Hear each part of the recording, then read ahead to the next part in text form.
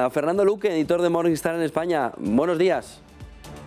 Buenos días, José Antonio, ¿qué tal? Bueno, ¿cómo pueden los inversores, lo están pensando, sobre todo de cara a 2022, obtener más rentabilidad en esas carteras que ahora mismo, si vemos datos de comportamiento del S&P 500 que solemos tener nosotros siempre en pantalla, pues dan un poco de vértigo, ¿no?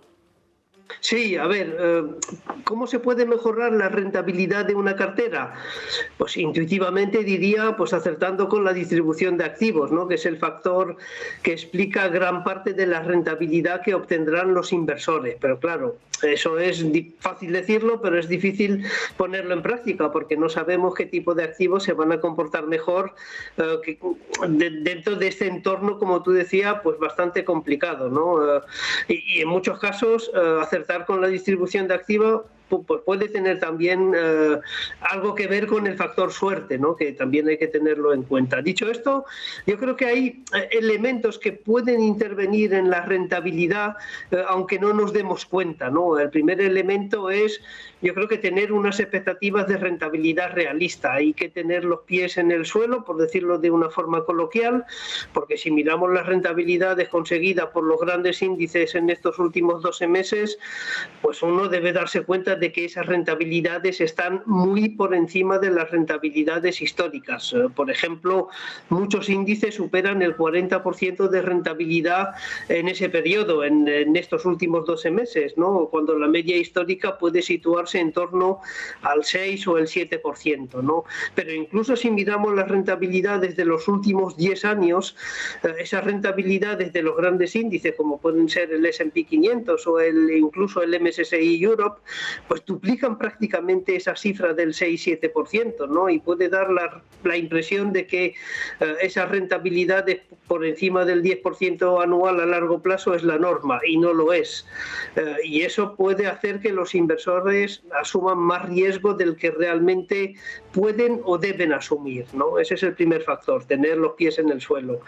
Un segundo factor que yo creo que puede alterar también las rentabilidades de las carteras es comprar los fondos que mejor lo han hecho a corto plazo. Es algo típico, ¿no? Cuando uno mira carteras de inversores, pues ve ahí pues muchos fondos tecnológicos. ¿Por qué? Porque lo han hecho bien y la gente tiene tendencia a comprar los fondos que lo han hecho bien en el pasado.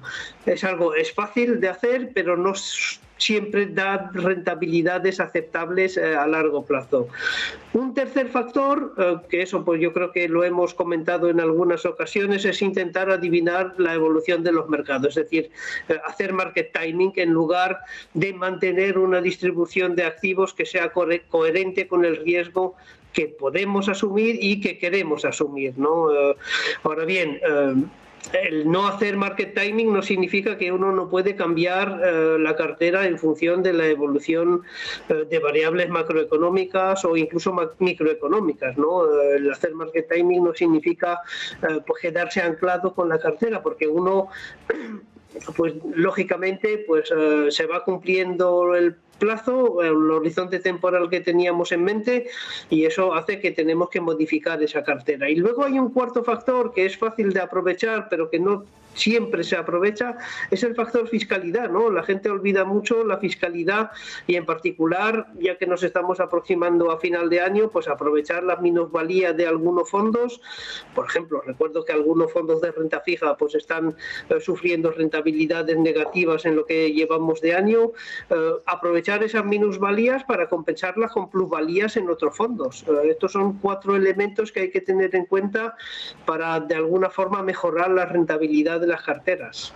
La pregunta fundamental que hacemos también al principio es, el inversor debe tener en la cabeza que se puede conseguir aumentar esa rentabilidad si lo hace a través de una buena selección de fondos bien asesorado.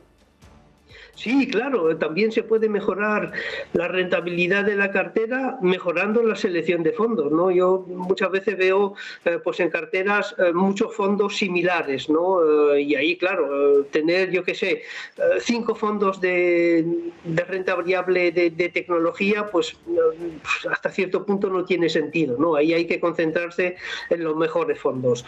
Luego lo que se puede hacer también es reducir los costes, y eso es fácil, ¿no? Sobre todo cuando uno fondo, pues digamos, no tiene una fe ciega en un gestor en particular y acumula fondos de una misma categoría, pues ahí yo creo que cuando uno tiene varios fondos de la misma categoría, quedarse con el menos caro, con el más barato, pues también es una forma fácil de aumentar la rentabilidad de la cartera.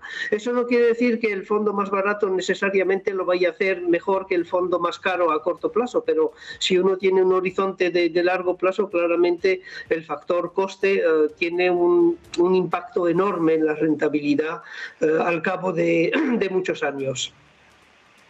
Gracias, Fernando Luque, editor de Morningstar en España. Buen día, buen negocio, Fernando.